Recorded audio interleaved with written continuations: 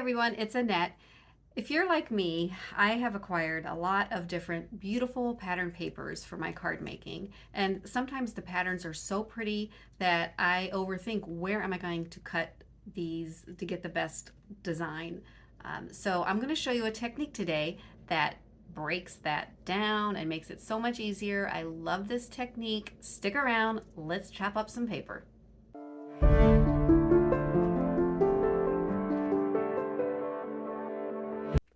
I pulled one of the paper pads I had from my stash and I selected the DCWV Mariposa Stack. It's a beautiful selection of 12 by 12 papers. Some of them have glitter, some have foil. And I just want to show you, they are one-sided, but they just have beautiful designs, and these can make lovely backgrounds for your cards. I really like all the butterflies on that.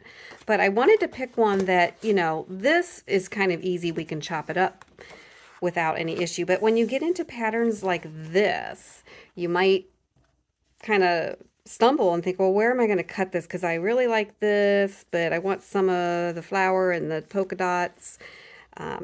So anyway, I'm just going to leaf through this paper pad, and I'm looking for something like this. It's a little more difficult to figure out where you want to cut. I've used this on card projects before, and they just make such beautiful cards. I think I'm gonna use this one because it's very busy, and it's just full of all kinds of really cool designs. So the technique I'm going to show you, I've heard it called mystery cut or blind cut, or you get what you get cut, but whatever you want to call it, I'm going to show you how to do it. So I'm going to bring in my Holtz Tonic Guillotine paper cutter. I'm going to zoom out just a little bit so you can see. And so this paper measures 12 by 12, and what we're going to do is we're going to cut at 4 inches, so we'll end up with 3 pieces. But the beauty of this is we're going to flip it over and we're going to cut blind or a mystery cut. Now, if your paper does have a pattern like this, you want to, you want to orient it in the right position. Like, I don't want to make my cuts this way necessarily. I want to make them this way, so I'm just going to orient my design and just flip it over. And then we're just going to line it up. Get my little owl out of the way here.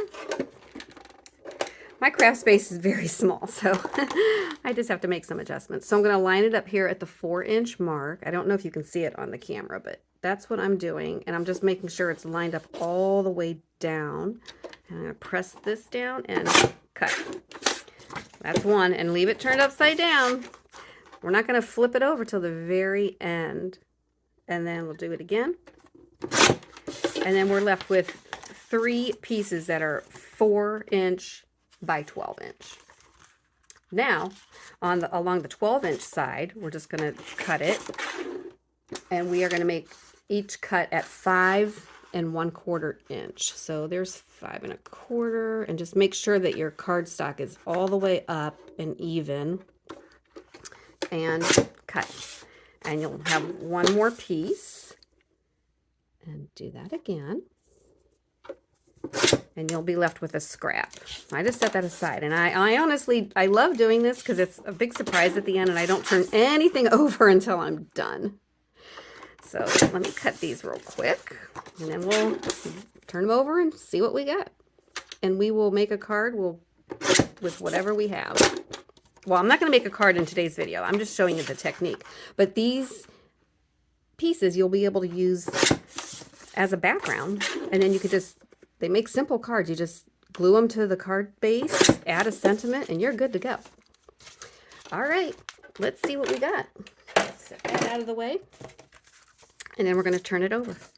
And these just came out so pretty, and you can just visualize them on the card with a nice sentiment, like thinking of you, or, you know, happy birthday even. Look at that. If somebody that likes butterflies, that makes a beautiful background. Even that with a little butterfly coming out from the bottom, and put your greeting on there. So I just wanted to show you this technique because I love it. And sometimes when I'm not feeling particularly crafty and I don't really have a card in mind, I will just cut up paper and I'll put this in my little bin of card bases and or card mats. This is mat size actually, but it will fill a card base nicely with a nice border in whatever color you use for your card base. Let me just show you what I'm talking about. Hold on. Real quick. So in this instance, I have a white card base that I previously had cut, okay? And I'm just going to just show you real quick. So this would just go on here, and you have a nice white border, and you could just put a greeting. It makes a nice, beautiful, simple card. So I hope you try this technique, and let me know what you think in the comments. All right, thanks. Have a good day.